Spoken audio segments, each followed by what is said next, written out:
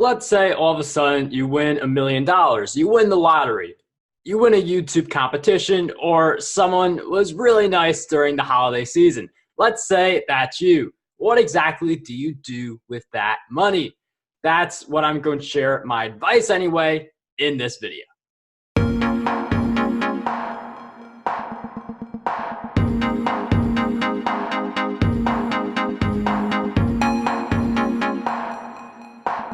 Hello everyone, Marc Guberti here. I do a ton of podcasts. I help people with their investing and I help people with business strategies. That's stuff we cover on this YouTube channel if you are coming here for the first time. And there's been a lot of talk about a recent YouTube challenge about a $1 million valuation. Like that was how much was given out in this challenge. So that's why I'm sharing with you what some recommendations for if you end up in a situation where you have that kind of money. What do you do with it?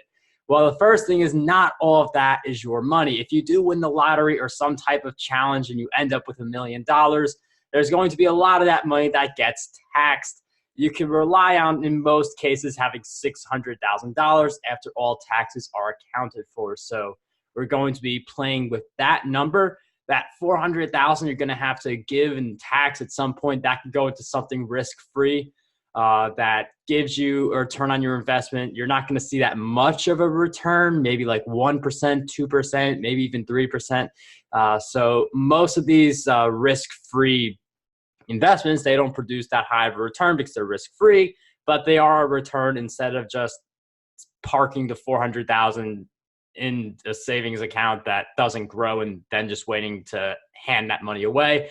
There is still ways to make that money grow. Now, what about the rest of the money that isn't going to, you're not going to lose to tax?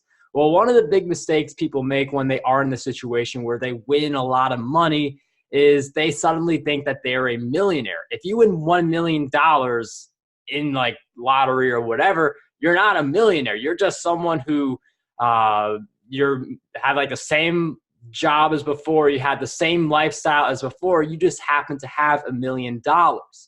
Millionaires are people who they have businesses, or in some cases they have jobs that give them that type of income, and they can repeat that type of income. So if you hear about someone who has a business that's making $1 million plus each year, and they're able to bring that in as net, that person's a millionaire. Someone who has a non-millionaire setup all of a sudden gets $1 million from one of these challenges or lottery is just a person with $1 million, not necessarily a millionaire mindset. So there is certainly a difference there. So you don't want to spend the money as if you're going to keep on making it. What you want to do instead is thinking about your long-term future. So it's important to think about this first before you think about some of the other ways that you could spend your money, because a lot of people who win the lottery and things like that, they'll go for the nice car, they'll go for the lifestyle upgrade, thinking that as if they're going to keep winning the lottery, keep winning a challenge year after year after year. And then you do get cases where someone who wins a lottery for like $1 million, $5 million, $10 million ends up completely bankrupt in a few years, because they just thought the money was going to keep coming in because they got a sudden change in their net worth. So you definitely want to think about the long term first. There are a few different approaches you could take. My favorite is dividend investing, because it's something that grows over time and is very hands-off. It's something that all you got to do is just do some research, make sure you're picking the right thing. There's a lot of stocks you can find that 3% yield, anywhere from like 5 to 10% annual dividend growth rate. So we'll do some calculations just to show you how much this grows over time, because it's far more than just putting in X amount of dollars and getting this yield. There's a lot more that goes into how much money you make with dividend investing. It is one option. Another option is real estate. In the real estate, I would recommend like a multifamily setup. A lot of people, when they think real estate, they just think, let me upgrade my style of living. But then you realize if you buy like that $1 million house, you have to pay the $1 million house's mortgage. So that is an issue for a lot of people. Even if you decide to pay it all off and you pay off all debts, which is the first thing you should be doing with your money. I've made it a point to not have any debt. But if you have debt, that is the first thing you should be using. Like, if for your winnings, pay that off. Like, the less money you have after you pay that stuff off, after you do investing, the better it's going to be. Like, you're less likely to, spend on luxurious things, acting like you have that millionaire mindset, and the million's just going to keep on coming, even though it's just one big sudden increase in your net worth. So paying off the debts, that's what I do first. Then we go into dividend investing, or we go into that real estate multifamily investing. Real estate multifamily is really great because you essentially get paid to live in a place. This is called house hack. You buy like a place that you could have one person in, or two people, or three people all renting to have that place, and you get paid, and you get paid more money in rent than you have to pay in mortgage. So this is called house hacking. It's the concept of other people paying for you to live in your place. Now, it's a really amazing concept. The only issue with real estate multifamily, not even multifamily specifically, but the issue is if you are new to real estate, and I don't speak with real estate experience, I want to make that clear. If you are new to real estate, though, you are going to have to interact with people, and there are going to be emotions that get into it. This is what I've observed based on all the interviews that I've done on Breakthrough Success and my other podcasts, where I have talked to people who do have that real estate experience, where you're going to have, you have real people in the sense where you're going to have to stay consistent with, monthly rent. It makes sense to raise rent also based on how the area is doing. The tenant may, they may have a kid going to college. They may have like all these like different expenses, and, like times are tough for them, and you're going there asking for the rent. Now, from a business standpoint, you have to go in there and ask for the rent, because if your tenants don't pay, you don't make any money from the property.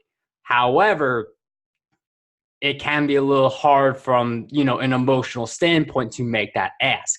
That is why you do see a bunch of people in real estate hire these property management companies, because they have no problem doing the business side. While for someone who's getting into real estate for the first time, it could be more difficult to, have those types of conversations and raise rent on those types of people, or even just staying at your rate, because some people be like, oh, I'll just give you the month off to cover all this different stuff. But then that can turn into 2 months, that can turn into 3 months. So there is a lot of emotion with real estate. It's a really great business from a logical standpoint, especially if you know what you're doing. But from an emotional standpoint, you just have to make sure you are emotionally strong in that regard. And especially if you don't have as much experience in real estate, and if you do have to invest like a ton of money in a multifamily, you can use leverage and things like that. But again, using leverage, like you do have debt, the only way it makes sense is if tenants are paying it off. But that emotional side in real estate is very important to think about. Dividend investing, though, there you don't have that kind of emotional like interaction.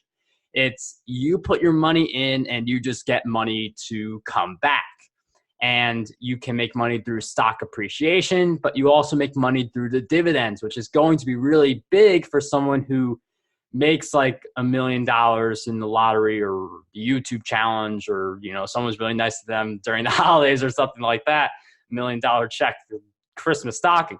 But the reason that the dividends are so important is because it builds up a consistent annual income that you can rely on.